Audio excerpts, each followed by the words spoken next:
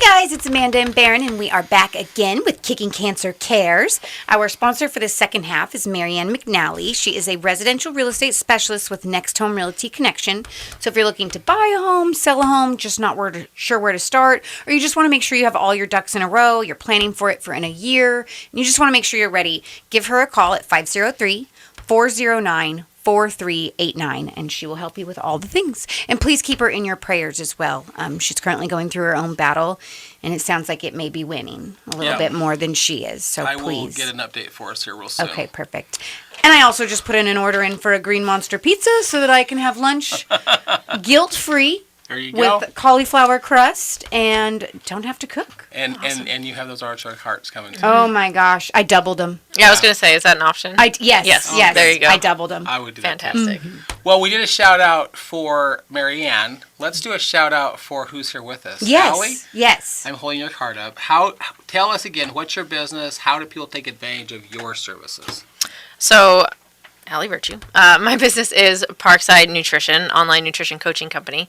And the best way to get involved with it, or just if you're curious about it, we're on YouTube, Instagram, parksidenutrition.com is the website. And if you're on the email list for that, there's a ton of resources that go out every week. Every Friday, I send out free stuff as far as like trainings, resources that I create for my clients. So on a various range of health conditions, but always trying to educate and put stuff out there. And at the moment, there's actually a button on the menu for a free nutrition assessment. So if you've got questions, tell me a little info about yourself, and I'll send you back a video of your next couple steps that would be helpful for you. Awesome. Perfect. Well, I thought would be really beneficial this next half is we've done this whole first part about this lazy river, how to get out of the lazy river, some of the issues with our food system. As much as we would love to live in an environment like Yuri when he was talking about life in Eastern Russia, that's not reality. That's not reality in our society. Right. But I thought maybe Allie could bring us a couple things that we can do. So what would be one thing we could start doing right now? Yeah, so there's obviously a lot, but yeah, Barron's trying to condense me to three things, and I got it. I can do this. That's hard. So doable solutions, movement. We were talking about that lazy river, and it's just really easy not to be very sedentary, or to be very sedentary. So really trying to increase your steps. As basic as that sounds, they're like, oh, it's steps, Allie. It's not very exciting or interesting, but like just increasing your steps. If you exercise more, you get more steps. If you play with your dog, you get more steps. If you play with your kid, you get more steps. So that is a great metric to increase gradually over time. Usually, it's very reasonable for people's busy schedules versus like, let's go work out for 2 hours in the gym. Most people don't have time for that. So walking and just getting more movement that way. I will say strength training does have a place and needs to have a place for most people if you want like the best results as far as longevity and just healthy metabolism, weight management, strength training, so lifting weights, sprint intervals that can be done on a bike or running, either one or any kind of cardio machine really. That would be great to add in 2 to 3 times a week. But yeah, movement. It's got to be a part of the plan. So a great story for you on this gradual movement. If I take you back to when Brent and I first started Kicking Cancer, which it wasn't Kicking Cancer back then, but we were going to do that Warrior Dash, and she was in Arizona. She was doing some training, and I was up here going to the Croc Center. And I get to the Croc Center, and there's this guy who's probably in his mid to late 70s, and he's on the treadmill, and it's got an incline to it, about 10% incline. And he's got it going at a pretty rapid pace. I mean, he is going on this treadmill. Right. And I'm talking with his wife, like, wow, this is really impressive what Jerry's doing. Well, apparently about 2 years prior to that, he was 80 pounds overweight. Oh, he had COPD. He had to have an oxygen tank with him to breathe. But he really wanted to go hunting with his kids, his grandkids. Yeah. And the doctor's like, are you crazy? It's no joke. Yeah. Like you can't take your oxygen tank in the woods and go shoot a gun. Right. Terrible situation. Terrible advice. Terrible situation, yeah. And Jerry just really, really wanted to do that so badly. And he says, if I can't go hunting with my grandkids, then you might as well just shoot me now. And the doctor says, well, then you have got to get off this oxygen tank. You got to get rid of the COPD. So what he did is he lived near North Salem High School.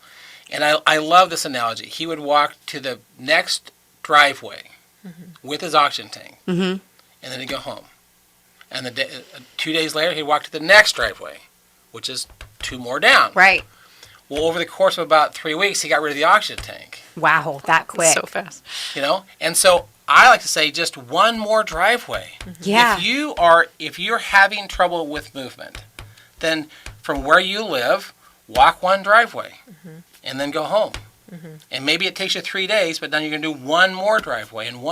Well, Jerry got to the point that he walked from North Salem High School to Riverfront Park, Oh, wow. which is a pretty healthy walk, Yeah. and back. Wow. Okay. And then he starts going to the gym. Yeah. And then he pulls some weight off. But I didn't know that whole process. I saw the guy on the treadmill at a 10% incline. Yeah. Yeah. And I said, just dude, crushing you're going to it. like chase that deer down, jump on his back. And Are you hunting it or are you chasing it? Yeah. But my point to him was when your why is big enough, the how doesn't matter. Exactly, yeah. And the why was I want to take my grandkids hunting. And the doctor's like, are you stupid? Like, you got a gun and an oxygen tank. Not a good combination. Yeah. So he did what it took To get him there. to get him there. Yeah. Absolutely. Oh, that's powerful. One more driveway. That's powerful. So Absolutely. I love that one. Yeah. I liked your other one about eating mindfully. Can you talk about that? Yeah, this is my, if you have to name my approach to food, I say a pre-diet approach. So before we diet, before we get into that side of things, you have to change the way that you think about food. And that's a long haul battle. That's something that you got to work on over time. But you can be mindful right now. You can be intentional right now. We're not aiming to be perfect with food, but you can be conscious of it.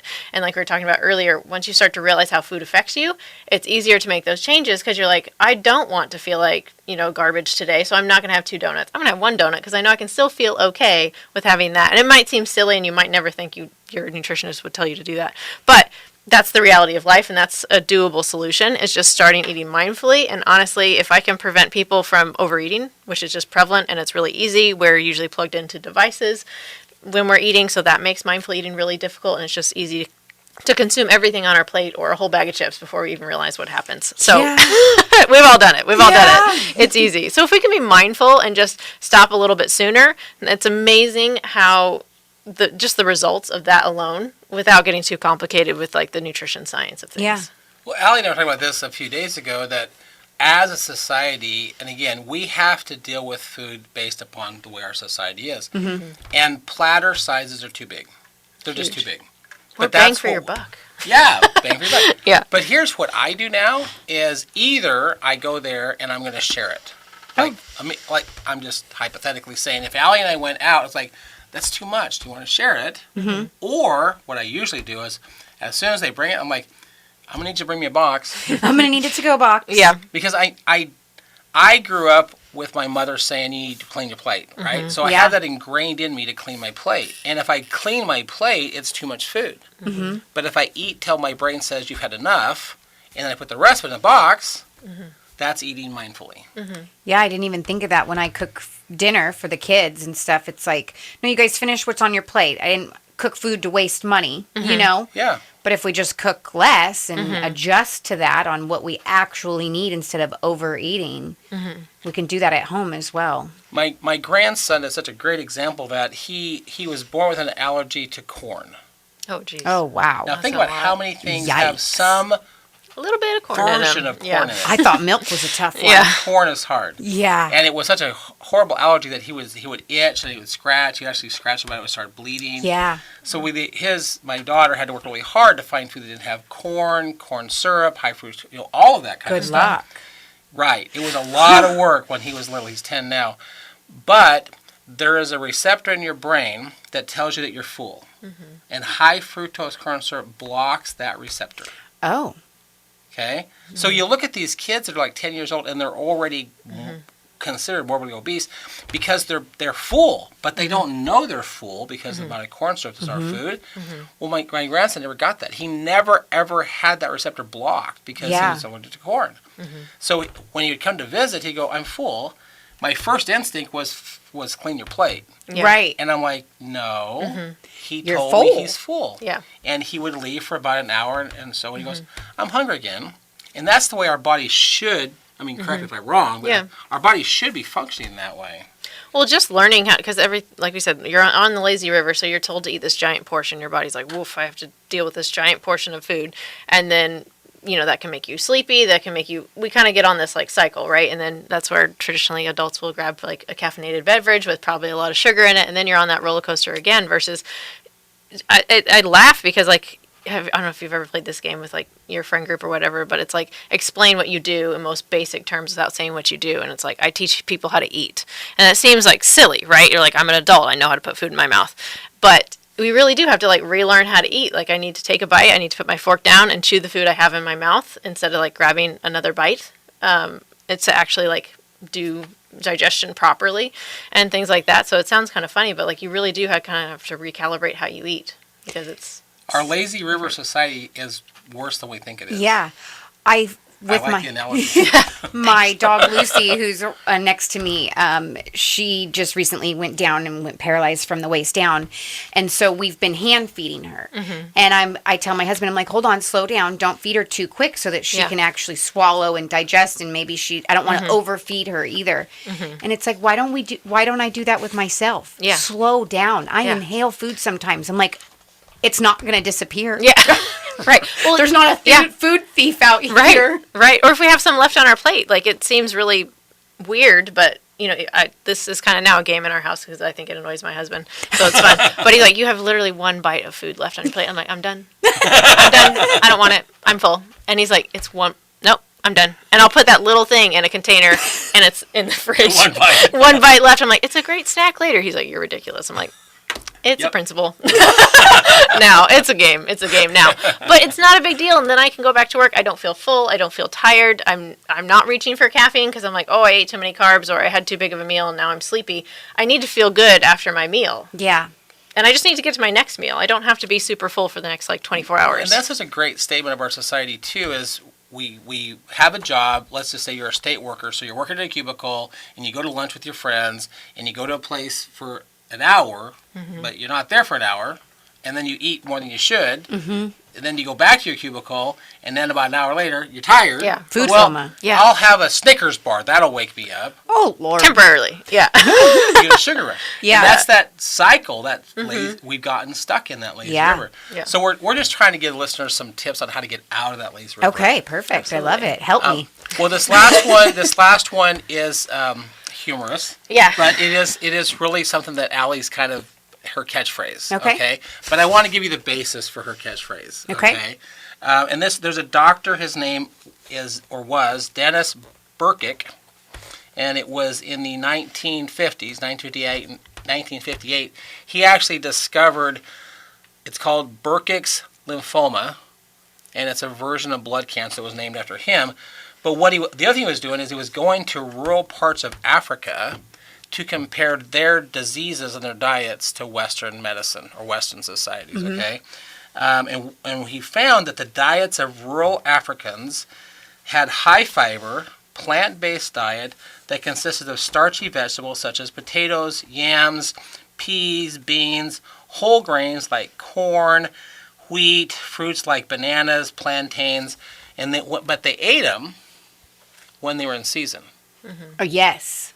Okay, it's rural Africa. So they only ate them when they were in season. Now, thanks to places like Costco, you can get that kind of stuff all year long. Yes.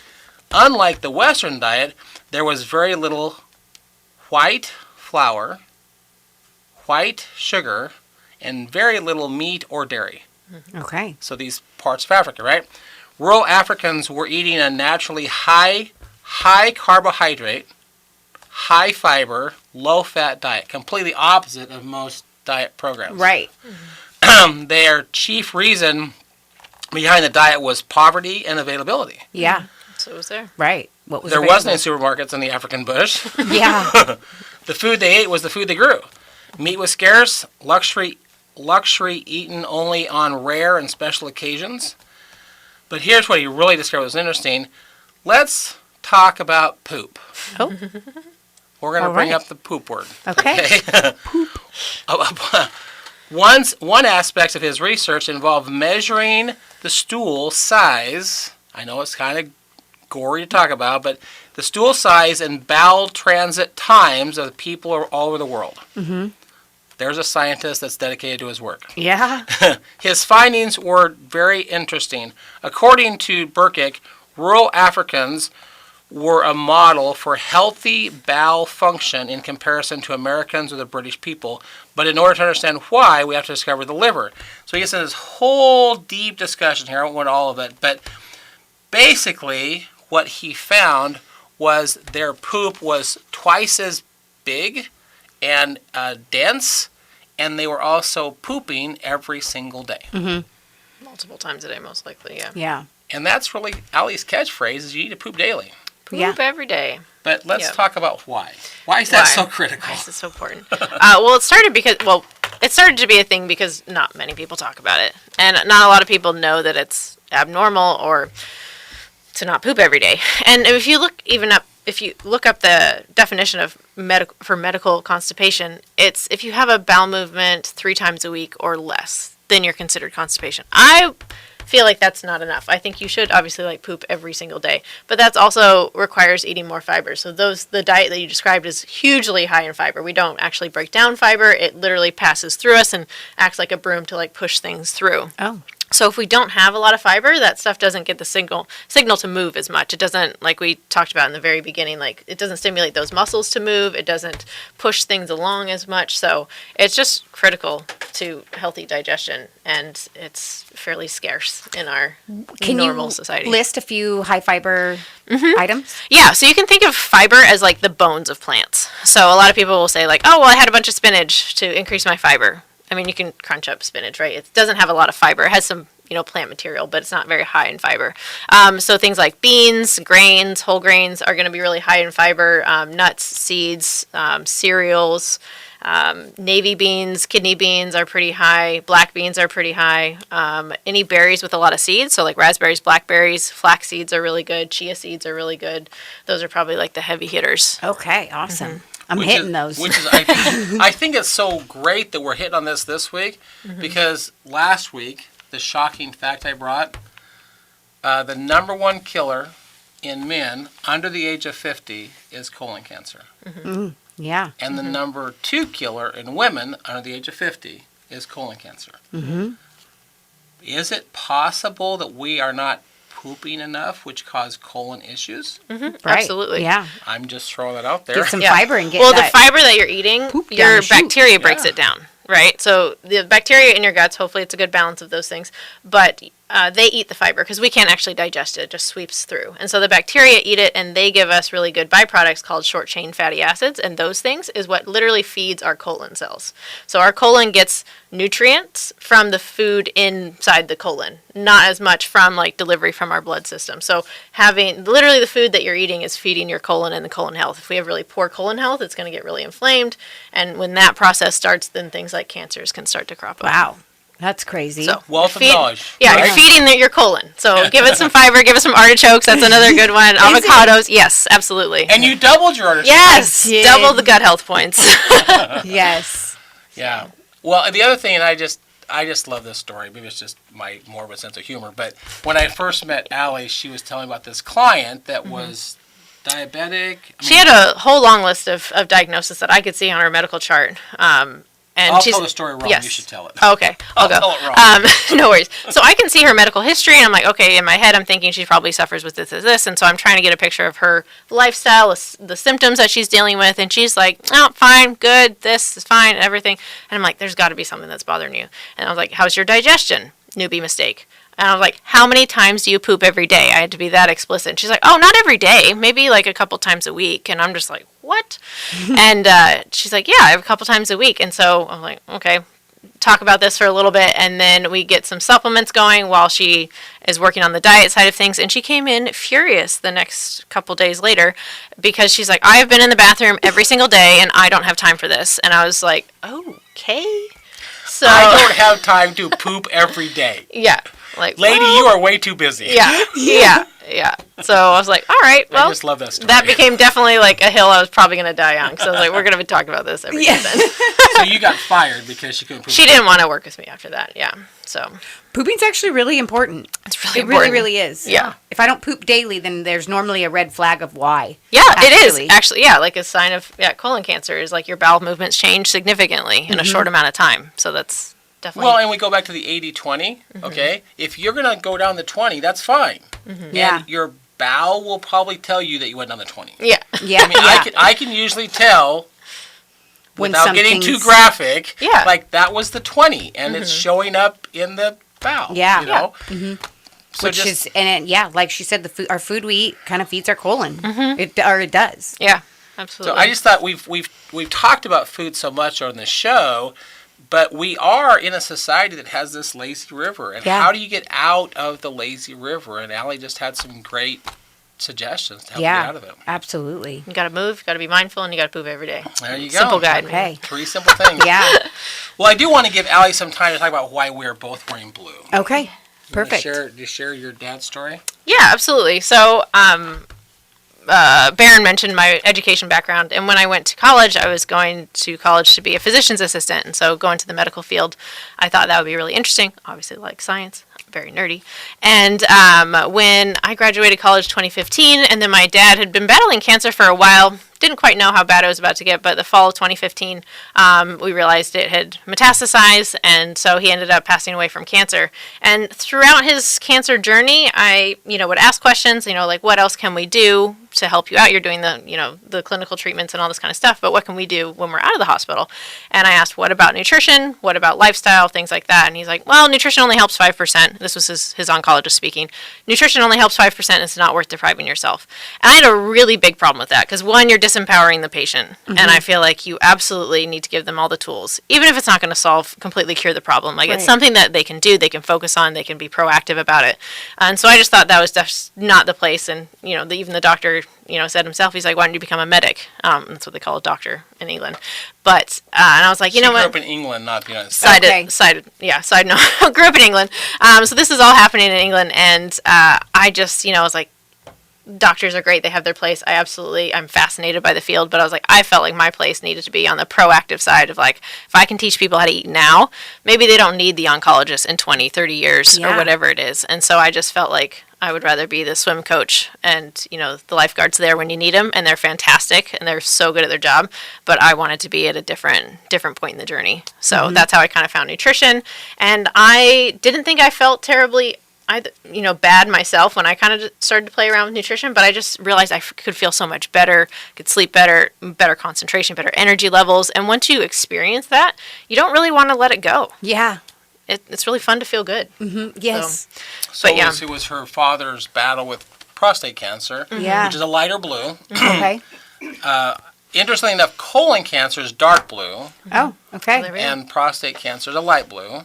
But we both have light blue shirts on for her dad. Yeah. But it was really her dad's battle that really kind of spurred her career decisions. Yeah. I like that. Absolutely. Be proactive with the Yes. issues, not what can I do to fix it. No, Yeah. let's get ahead of the game, feel good, Yeah.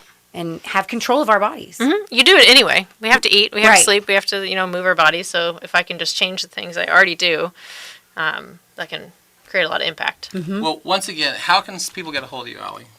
The best way is through my website, parksidenutrition.com. If you subscribe to the email list there, or reach out to me via email, Allie, A-L-I, at parksidenutrition.com is a good place to find me. Otherwise, Phil, if you're curious about nutrition, there's that free nutrition assessment you can take advantage of, and I'll give you some tips to hopefully move you a little closer to your health goals. Awesome. And if you guys missed any of her information or just didn't have a pen and a paper to write it down, email me, Amanda at kslm.news, and I'll get you over her information. And if you're watching the YouTube podcast, by the way, your email came right below your body just a second ago. Did you know that? Beautiful. Beautiful editing. Amanda Right at here. It just shows kslm.news. Awesome. Well, So good. in our last couple minutes, our timeline item is a really fun one because it was August the 21st, 2021. I had just finished our first ball golf tournament, and I had gone out to a course in West Salem, and they had baskets around the course. And I'm like, well, that would be kind of fun to do a disc golf tournament. Yeah. But I don't know how to play disc golf. I don't know how to find disc golfers.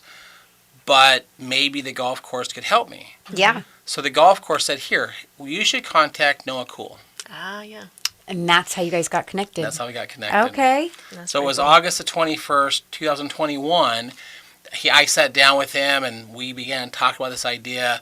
The first one we did was actually out there, and the reason the disc golfers liked it is because I rented the golf carts. So disc golfers never actually sit in a cart. They actually walk. They do a great job, but they have really fun to play on a golf course, sitting in the golf cart. Yeah. And then from there, Noah and I have just done so many different. We've been in the stadium, right? We've done so many different disc tournaments. But it was August the 21st, 2021, that Noah and I met and began that relationship. That's cool. Yeah. That's really cool. And now you guys share a store. We share a store. And since we have time, I'll just remind the listeners and the podcast people, if you have one of our shirts, just let us know. Email Amanda. Send us a picture. We want to show you off. We want to show you on the podcast. Yes. If you don't have one of our shirts, come over to the store and pick one up. Yeah. What's the address? So it's 3737 Cherry Avenue. It's in Kaiser. It's right behind Physique Fitness near the Bi-Mart. Or just send us an email. We'll ship them to you as well. Perfect. That's where Allie got her shirt. Yep. All right. Awesome. Well, thank you so much for coming in. I appreciate it. Yeah, thanks for having me. This was fun. All right. Our sponsor for the second half is Marianne McNally. She is a residential real estate specialist with Next Home Realty Connection. So if you're looking to buy a home, sell a home, not sure where to start, give her a call at 503-409-4389. And we'll be back next week as the movement continues.